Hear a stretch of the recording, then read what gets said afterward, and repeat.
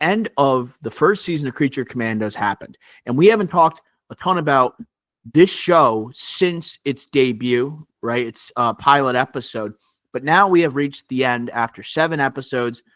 Season 1 is done. We are getting season 2. And Ricky, I just want to ask you, after watching this 7th episode, do you think the first DCU project was a success? Yes. I think it's a great success. And I think just by this logic alone, I stopped watching Skeleton Crew, but I didn't stop watching Creature Commandos. I think I'm in the same boat. It's not because I don't like Skeleton Crew. I just find these episodes to be much more easily digestible. The 22 minutes, it's a really quick pace. There's like a pattern to them with the backstory. Then we have the action. Then we have the comedy. Then we have the gore. And then we also have the Easter eggs. I think this was a success because this was very entertaining as a show. And it's, as a DC fan, it's juicy. This is the intro to the DCU.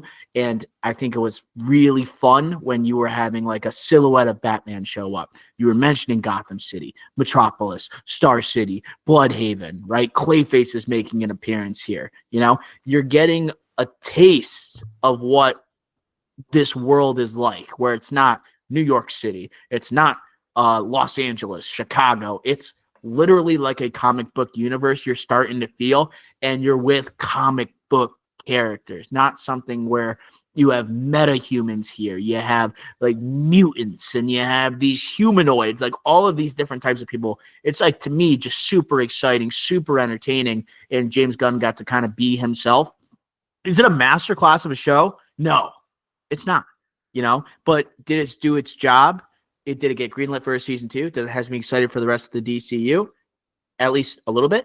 Absolutely. Like, this is a success for sure. You know, what are your other reactions after watching the season? Yeah, and I think that was the point of the show, right? This is the first DCU project, like true DCU project, and James Gunn wrote it.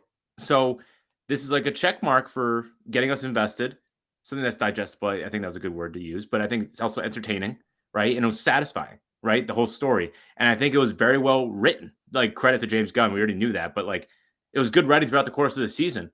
And he might have deserved that opening credit now after the season ended. He might have deserved it because of all, like, dude, because like, look at the Suicide Squad. This was basically the Suicide Squad. If you had to do a fault, this is basically the Suicide Squad, right? But they did such a better job here, like giving you a backstory, right, of each of the individual characters. And I'll say this, like, this is Creature Commandos. These are about monsters, right? But this show was so good, more than the Suicide Squad, in connecting on a human level to these characters. Excellent job at humanizing them. So good. While it's still being fun and lighthearted, but still with stakes and taking it seriously. And I think the season finale was a clear example. So, yeah, these are monsters. They have done terrible things. Some of them, not all. If you haven't seen the show, I highly recommend it. No spoilers here.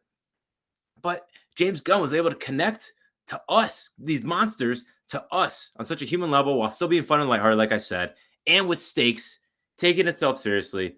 Much like, bravo, good first installment in the DCU. Like, and I personally will be watching season 2, and I hope it's like sooner than later, because I'm worried it's not going to be for a while. Because of the structure of the show, I was looking forward to every episode to learn more about a new character, their backstory, how they got into this position where they're at Belle Reve, and were they human before? Like, what happened to them? Because I'm a DC fan, but I haven't read about these characters. They're lesser known.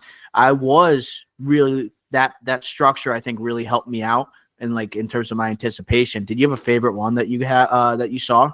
Favorite like backstory origin that we had within the episode? Well, the favorite backstory is easy, because if we had to do a secondary name for this podcast, it's the Batman podcast. Okay. So your favorite backstory was Phosphorus. Like, it's not my favorite. And I think that even in animated form is maybe the toughest episode I've watched this year. That episode was nuts.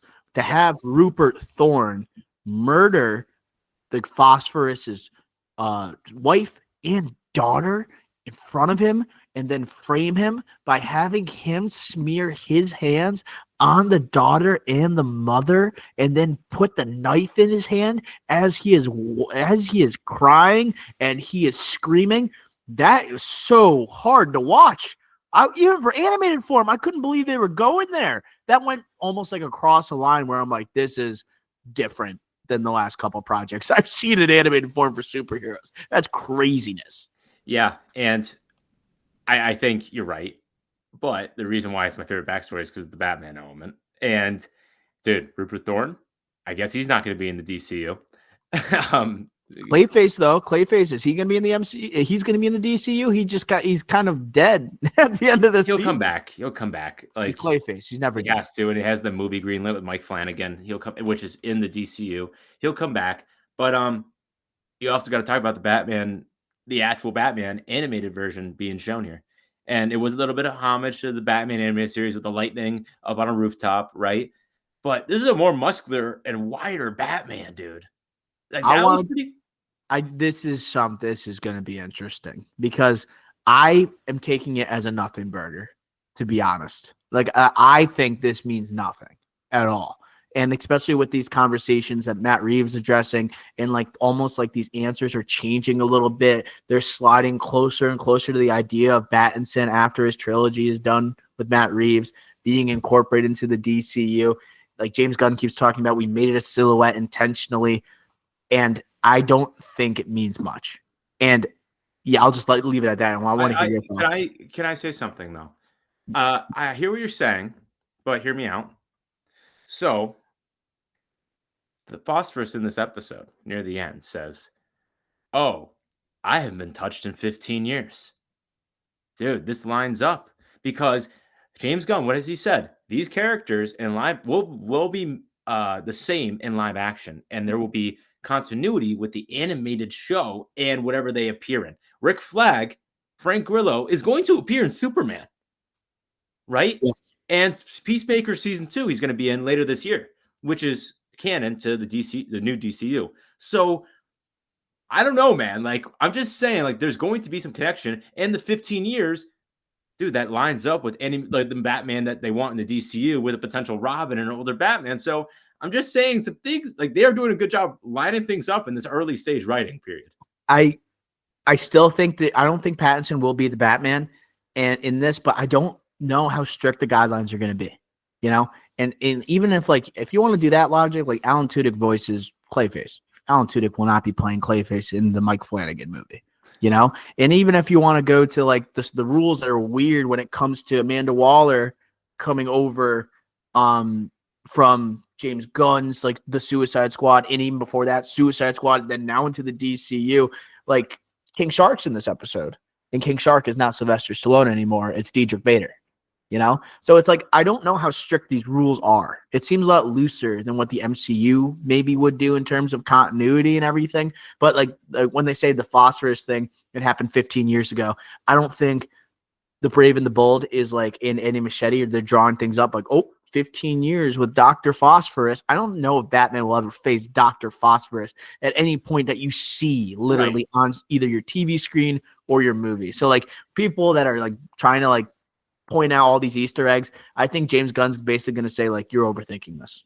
No, I think the 15 years is more like, okay, you saw the Batman for 50, like this Batman Brave and the Bold is going to be an older Batman. And this just confirms that with 15 years. I'm not saying the Brave and the Bold is going to be exactly 15 years or connect to Phosphorus. I see what you're saying. Yes. I'm saying like, oh, it confirms that the Batman, because we know there's going to be continuity between animated and live action. It confirms that the Batman in this universe is older.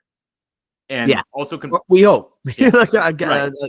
Yeah. And it would have been interesting because I would have wondered how Batman took down Dr. Phosphorus, because that's tough. I want to know how he would do that. You know, I want to know what his strategy would be. But obviously, we don't know what he's going to look like, and they want to keep it the silhouette. They don't know what's up with the Batman. So in the DCU, I also wanted to talk about my favorite background story was The Bride. And The Bride became my favorite character in the show. I thought initially it was going to be Dr. Phosphorus. I like Dr. Phosphorus. He's number 2 for me. that I like Dr. Phosphorus like right from the trailer, and the Batman storyline helps to him like whistling to the theme song, like that fourth wall break I thought was really cool. That's good. He has some pizzazz to him, right? With the garb that he's wearing when he's dancing, he becomes like this like crime kingpin, right? After Rupert Thorne, after he kills him and gets revenge. Like that's a great storyline. But the bride like losing like Victor, right, her creator, and then the dynamic with David Harbour's Frankenstein. I thought that episode and the action of that episode was incredible as it went from her visiting where, right, that castle in Polkistan. I thought that was really cool. And David Harbour, I want to shout out. I thought he was so funny in this. Spectacular. Funniest character by far. And I hope he's not really dead. And I hope that he comes back. And I think, is he in the Authority? Is he in the Authority that's coming out? He's confirmed not dead. The post-credit scene confirms he's not dead. Oh, I didn't know there was a post-credit scene. Yeah, it was just him eating soup with a new old lady that saved him. A new old lady that saved his life nearby. Did he have like bullets in his head and stuff? Yeah, he had bullets everywhere. And also David Harbour did an interview saying, like, I can't wait to play this guy live action. And David Harbour, again, he's so saying this. He was like, oh, I want to see this. I want to see the Frankenstein go against Superman and Batman. Like, he's saying stuff like that. But you know what I mean? Like, this guy, he loves playing this character, like, as in voicing him. And he's very committed to him. So I like that. What do you think about we talked about Doc Phosphorus. I'm going back for a sec. What do you think about the bride shouting out Ghost Rider, calling Dr. Phosphorus Ghost Rider? The MCU exists in the DCU. That's weird. Yeah. Or Marvel does. So I didn't take it too seriously. I kind of thought it was lazy writing because, like, that's something me and you said on the first time we saw Phosphorus. It was like, oh, it's like Ghost Rider. Yeah. So it's kind of like, that's an obvious joke you didn't have to do, let alone in the season finale you bring it up. I thought that was kind of lazy. I thought like some of the writing on the show wasn't that great, which is surprising because it's like James Gunn, like as in the dialogue. Like in terms of plot, kind of like event sequencing and how things ensued. Like I think the character development was good, but I think they were hijacking your emotions a little bit because they would have like a GI robot episode and he dies at the end of the episode. They would have a Nina Mazursky episode and then she dies at the end of the episode. It's like I'm caring more about them and it's almost like a short film rather than looking at it from a whole season. I feel like they're kind of hijacking my emotions a little bit. I think it was still good, but I think like Nina Mazursky, I looked at her character. I'm like, what did she do this season other than like build that relationship with the bride? What were her powers really, aside from her being able to go underwater? And she really has her time to shine. She's a freak just like them, just like everybody else, as Dr. Phosphorus says. And then when she has her time to shine, she gets stabbed in the stomach. And I'm like also thinking, you have this backstory. Why is she in prison? Why is she in Belle Reve? I don't get it. Just because she looks different? I don't know. She's like a quote unquote monster. She's a sea creature, sea monster. Okay. I thought you had to do something though to be sent to Belle Reve because this is a world where like mutants and monsters exist, So I didn't know just because you are one, they put you in Belle Reve. That's what I was assuming. So like to me, that's kind of like, did we do enough with that character? But also like a Weasel episode, I thought was good, emotionally powerful, but in terms of like how that house or that basement got caught on fire with the kids, it was like fumbling and like this had to happen and this had to happen. And it was like such a bad happenstance, for that place to catch on fire. I'm like, we could have done something a little bit better than this. Yeah. Okay. I think you're right in all of this, but I guess just my expectations were lower. As in, like, yeah, I'm just like James Gunn. I'm like, I don't know. I'm expecting too much. Now it was freaking 22 minutes, and like, think about this one too. All right, we're gonna go nitpicks, dude. The Frankenstein story, even though I love David Harbour voice performance here, was a big tease. That was the entire season was a tease with him because fell flat. Yeah, for sure. But I think the whole point of it is this is like you said at the beginning. This is quick, get you invested in something week to week. This is the new DCU. This is James Gunn. This is the tone. I think that's what they were going for. And if we're going to fall flat in a couple of these areas, fine. But as long as you're invested, that's what we're looking for here. Oh, because you clearly weren't invested at the end of the DCU EU era, So, yes, I agree with you on these points. But, like, I think overall, like, it was a huge success based on wow, we're talking about this week, like not us like on our podcast week to week, but like on the internet, it's very popular, and it's definitely obviously greenlit for season 2 already. I think it's a success story. Oh yeah, no, I'm just like saying like why I don't think it's like the best show I've ever seen. You know, I'm just saying it's super entertaining, but it's also like Frank Grillo I think was really good as Rick Flag, and we didn't get him for the like last 2 episodes at all. Yeah. Like he was gone from the show, and the bride has to pick up the slack, and then she also is teased as the leader of the Creature Commandos going into season 2, which I love because she's my favorite character. But also her taking down the princess, that easily and just kind of explained, through her, like saying, "Oh, I saw this secret spy that you had when we landed back in the United States." I'm like, really? That's what we're kind of doing here? To me, it fell flat with the ending a little bit, but I cared about the characters. I love the backstories. I like the violence. I like the comedy that ensues. It's a good show. I will be watching season 2. The expectations have been set. And yeah, that's kind of just where I'm thinking, you know what? If this was the MCU or if this was DCU and like, let's say they've been going strong for like 8 years or maybe even 5 years. If this show came out, you know what I would want to see? I want to see a chase movie between Frankenstein and the Bride. Movie. That's what I want to see. A movie. I think that would be cool. Like in theaters. Yeah. I don't think you can do that for a season, but you can do it for a movie. Maybe a short film or something like that. Film. Like maybe something like a Max film. Yeah. I think that would be cool. Those 2 characters are so great. Yeah. Yeah. Real quick, do we want to just go over some Easter eggs here? Yeah, we can. I think there's a big one that actually I think is like we haven't been talking about it, but we need a solution to. Wonder Woman.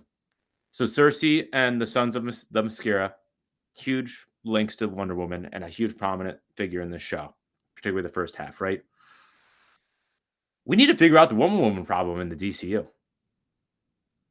We haven't figured. We have a Superman. Yeah. We have a Batman plan. We don't have a Batman. We have a Batman plan. We have Green Lanterns.